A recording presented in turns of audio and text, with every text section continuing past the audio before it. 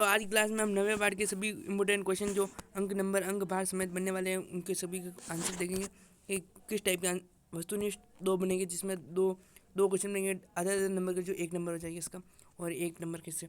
तो हम क्वेश्चन देखेंगे, कुल पाँच नंबर के क्वेश्चन बनेंगे, कुल प्रश्न 5 बनेंगे और कुल अंक 7 है। 7 नंबर का चैप्टर है, इसे आप अच्छी तरह से याद करें।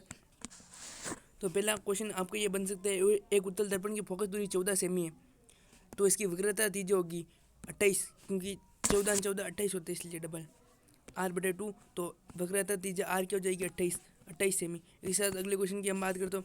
एक जादूगर खेल दिखाते समय 1.47 का अपवर्तनांक वाले कांच को लेंस को किसी द्रव से भरी कोनिंग में खुले बर्तन में डालकर अदृश्य कर देते हैं। द्रव का अपवर्तनांक है, तो द्रव का अपवर्तनांक क्या होगा? द्रव का अपवर्तनांक इक्वल टू लेंस का अपवर्तनांक 1.4, तो 1.47। इसके साथ तीसरे क्वेश्चन की हम बात करते हैं। एक सघन माध्यम, एक विरल माध्यम 2 के सापेक्ष अपवर्तनांक n2 तथा इन माध्यमों में युगल के लिए कांति कोण IC है, तो n2 IC के मध्य सही संबंध होगा। तो इसके साथ सही संबंध कौन सा होगा? n12 = 1/sin IC। इसके साथ उत्तर लेंस, अगले चौथा क्वेश्चन के बाद उत्तर लेंस की फोकस दूरी क्या होगी जिसकी क्षमता +2.5 डायोप्टर है, तो इसका आंसर हो जाएगा 40 सेमी। क्यों? क्योंकि P = 1/f होता है, तो F = 1/ρ, तो F = 1.25, तो 10⁻25, फिर 25 से 1000/25 = 40 = 40, इसका आंसर हो जाएगा। तो आप इसे ये याद रखें। इसके साथ वायु में प्रकाश की चाल 3 × 10⁸ मीटर सेकंड है। 1.5 अपवर्तनांक वाले कांच के प्रकाश की चाल होगी क्या होगी? तो 2 × 10⁸ मीटर प्रति सेकंड। इस साथ अगले क्वेश्चन की हम बात करें। दो लेंसों जिनकी शक्ति 4 डायोप्टर और -2 डायोप्टर है संपर्क में रखे, तो उनकी संयुक्त फोकस दूरी क्या होगी? संयुक्त ये माना हमने पहली फोकस दूरी +d डायोप्टर है और इसकी -2, तो फोकस दूरी P1 = P2, तो 4 - 2 = 2 डायोप्टर। इस साथ फोकस दूरी क्या होती है? F/1/P। तो एक साथ इसको सोल्व करेंगे तो आ जाएगा आंसर F = 50 सेमी। इसके साथ अगले क्वेश्चन के बाद संपर्क में रखें दो पतले लेंसों की फोकस दूरी 25 सेमी तथा -40 सेमी इसका संयोजन की क्षमता होगी। इसके संयोजन की क्या क्षमता होगी? तो लेंस की क्षमता होगी, लेंस की क्षमता P = 1/f, तो इक्वल टू 3/2 = 1.5, तो इसका आंसर हो जाएगा 1.2/3।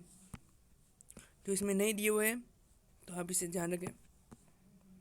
8वां क्वेश्चन के बाद, यदि सघन माध्यम में से अपवर्तनांक कोण कांति कोण के बराबर हो तो अपवर्तनांक कोण होगा = 90 डिग्री।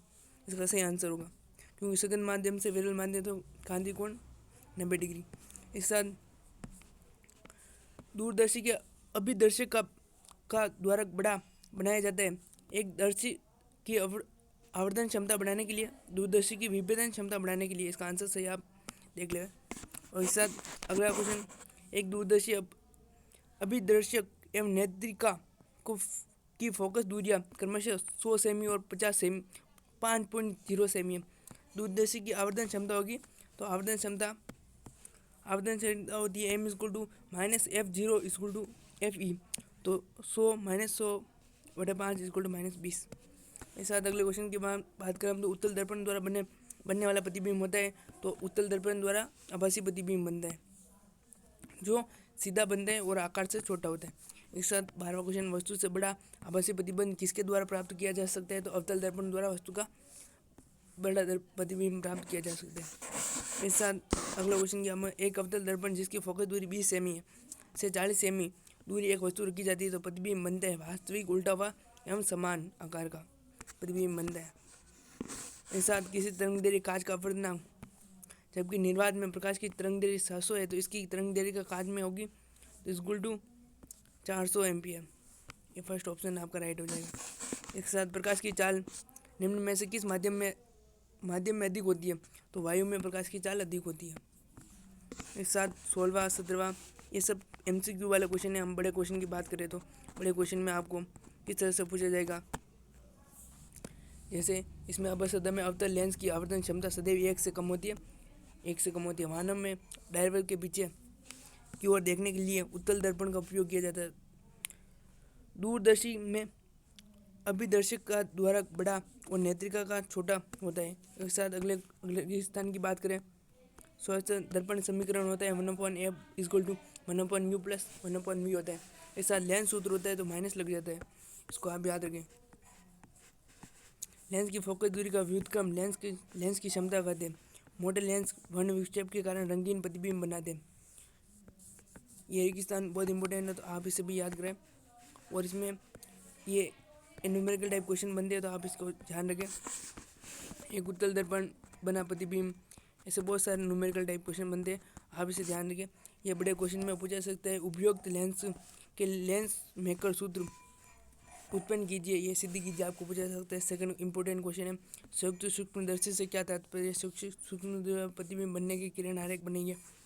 और तीसरा क्वेश्चन देख लें, दूरदर्शक से क्या तात्पर्य है? अपवर्तित दूरदर्शक द्वारा प्रतिबिंब बनने का किरण आरेख चित्र बनेगी। आवर्धन क्षमता का सूत्र उत्पन्न कीजिए।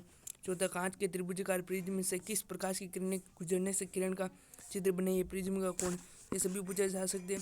और लास्ट क्वेश्चन ये बहुत इंपॉर्टेंट, अवतल दर्पण द्वारा प्रतिबिंब रचना एवं किरण चित्र बनाकर बिंब की दूरी u v तथा फोकस दूरी f में संबंध स्थापित कीजिए। ये बहुत आता है और हर बार आता है तो इसे आप नोट कर लेवे और टॉप करें क्लास में। धन्यवाद। चैनल को लाइक सब्सक्राइब शेयर कर देवे।